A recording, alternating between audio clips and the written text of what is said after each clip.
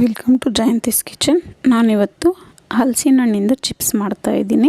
ಹೇಗೆ ಮಾಡೋದು ಅಂತ ನೋಡೋಣ. ಈ ರೀತಿ ಹಲಸಿನ ಹಣ್ಣು ಕಾಯಾಗಿರುತ್ತೆ ತೊಗೋಬೇಕು.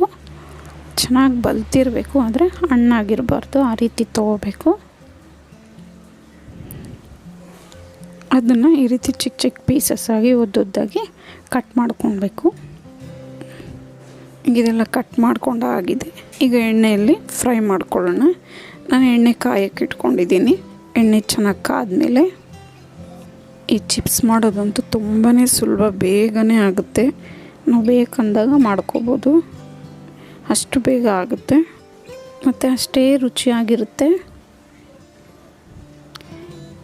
ಈಗ ಎಣ್ಣೆ ಚೆನ್ನಾಗಿ ಕಾದಿದೆ. ಈಗ ಸ್ವಲ್ಪನೇ ಸೇರಿಸ್ಕೊಂಡು ಇದನ್ನು ಮೀಡಿಯಮ್ ಫ್ಲೇಮಲ್ಲಿ ಇಟ್ಕೊಂಡು ಚೆನ್ನಾಗಿ ಕ್ರಿಸ್ಪಿಯಾಗಿ ಫ್ರೈ ಮಾಡ್ಕೋಬೇಕು. ಮೀಡಿಯಮ್ ಫ್ಲೇಮಲ್ಲಿ ಬೇಯಿಸ್ಕೊಳ್ಳೋದ್ರಿಂದ ತುಂಬ ಚೆನ್ನಾಗಿ ಕ್ರಿಸ್ಪಿಯಾಗಿ ಬರುತ್ತೆ.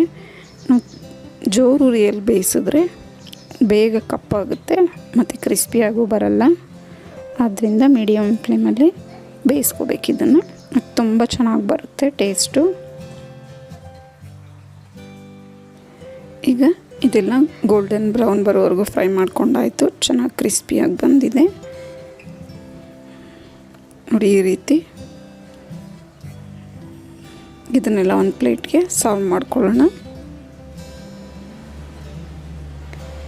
ಈಗ ಇದಕ್ಕೆ ಉಪ್ಪು, ಚಿಲ್ಲಿ ಪೌಡರ್ನ ಮೇಲೆ ಉದುರಿಸ್ತಾ ಇದ್ದೀನಿ ನಾನು.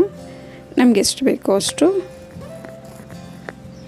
ಉದುರಿಸಿ ನೀಟಾಗಿ ಮಿಕ್ಸ್ ಮಾಡ್ಕೋಬೇಕು. ಅದನ್ನು ಇವತ್ತು ತುಂಬ ಚೆನ್ನಾಗಿ ಬರುತ್ತೆ ಟೇಸ್ಟು. ಉಪ್ಪು ಖಾರ ಎಲ್ಲ ಚೆನ್ನಾಗಿ ಹಿಡ್ದಿರುತ್ತೆ. ಈಗ ರುಚಿಕರವಾದ ಹಲಸಿನಕಾಯಿ ಚಿಪ್ಸ್ ಸವಿಯಲು ಸಿದ್ಧವಾಗಿದೆ. ನಿಮಗೆ ವಿಡಿಯೋ ಇಷ್ಟ ಆದರೆ ಲೈಕ್, ಶೇರ್ ಆ್ಯಂಡ್ ಸಬ್ಸ್ಕ್ರೈಬ್ ಮಾಡಿ. ನಿಮ್ಮ ಅನಿಸಿಕೆ ಅಭಿಪ್ರಾಯವನ್ನು ಕಮೆಂಟ್ಸ್ ಮೂಲಕ ತಿಳಿಸಿ. Thank you for watching.